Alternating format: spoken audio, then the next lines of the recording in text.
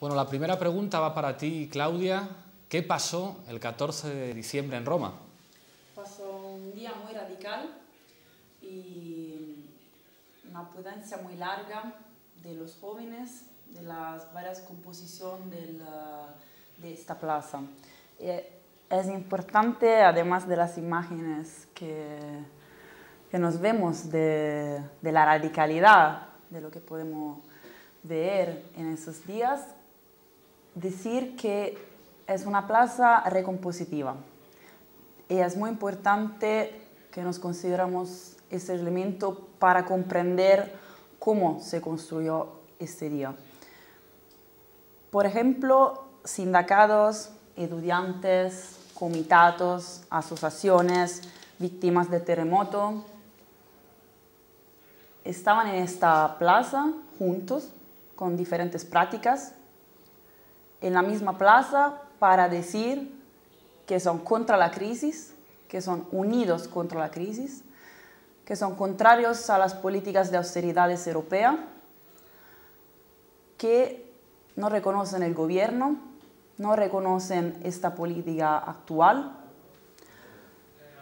y que quieren construir un espacio común y un discurso común de alianza social muy largo. Y eso es muy importante porque podemos leer estas imágenes solo si consideramos la composición heterogénea de lo que pasó en esos días. Y creo que es una plaza también muy afirmativa y de una rabia digna, podemos decir.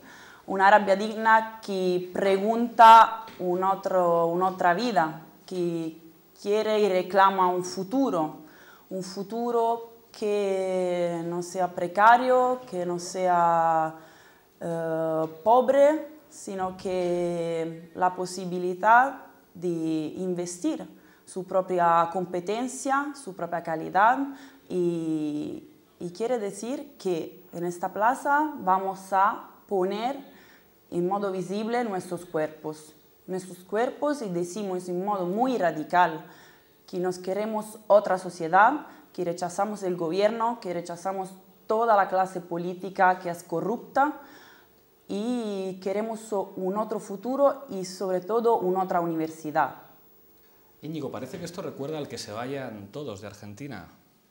Sí, eso recordaba. De hecho, los compañeros italianos incluso hacían explícito el lema. Sorprendía, en todo caso, cuando vimos lo que sucedió en Roma, la capacidad de la demanda específicamente estudiantil de servir como ariete de un malestar que parece mucho más amplio, de la capacidad de los estudiantes de decir la universidad va mal, nuestras vidas en precarización generalizada van mal, pero es que además sabemos que esto es parte de un sentir más amplio y por tanto que las demandas estudiantiles se concatenen con una oposición social difusa en vías de politización, que esto es lo que entiendo que asusta de manera tan marcada a un poder que en todo caso lo que puede hacer es recurrir a las altas dosis de violencia que hemos visto. Esa es quizás la cuestión más radical, más allá de la belleza de las imágenes, quizá la cuestión más radical es la capacidad de los estudiantes y los precarios de encarnar ese basta ya.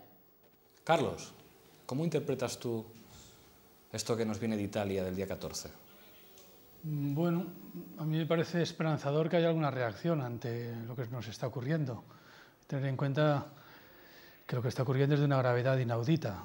Entonces, yo diría que habría que calificarlo jurídicamente en primer lugar y yo lo ensayaría por la vía de la legítima defensa, o sea, que surja una avanzadilla de legítima defensa frente a esta especie de revolución que nos está cayendo encima, porque vivimos en tiempos de revolución, pero los revolucionarios en esta ocasión no somos nosotros.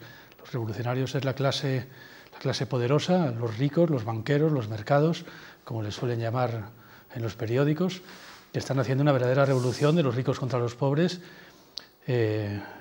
Creo que ha sido un famoso inversor de bolsa estadounidense el que ha dicho que naturalmente que hay lucha de clases y la mía va ganando, y efectivamente la suya va ganando por goleada, y ya era hora de que surgiera un intento de resistencia. Hay que tener en cuenta que que esto que se ha llamado, por cierto, en los medios de comunicación españoles, la violencia estudiantil, no es la violencia estudiantil, esta ha sido la legítima defensa de una sociedad frente a la violencia de la policía, pero también, como has dicho tú antes, frente a la violencia de los banqueros, frente a la violencia de los mercados, frente a la violencia de los nuevos nazis, en realidad habría que decir de los nuevos nazis que están destruyendo Europa y el mundo entero.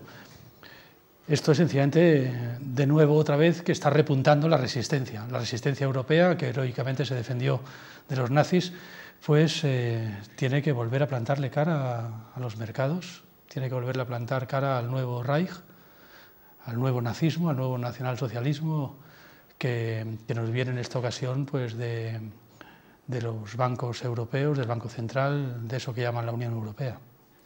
¿Se puede pensar en un escenario postestatal de conflictualidad política, de concebir Europa como un escenario en el que la conflictualidad, en este caso con los estudiantes y los precarios como fuerza de vanguardia a la hora de plantear un nuevo escenario en el que construir el conflicto, se abre en los próximos meses? Claudia. Creo que tenemos que considerar que hay una oposición social muy larga, que no es solo una vanguardia, y esta es la primera victoria de lo que pasó el 14, que es una oposición social que tiene juntos estudiantes y sindicatos y otras componentes, y que van a decir que elegimos por legítima defensa. Ese es el Book Block, que tiene que decir que nos vamos a enfrentar al gobierno, que no tenemos confianza no solo en el gobierno, sino que no tenemos confianza en el Estado, porque no somos representados para nunca, de ninguno. Y los estudiantes empezaron a decir eso.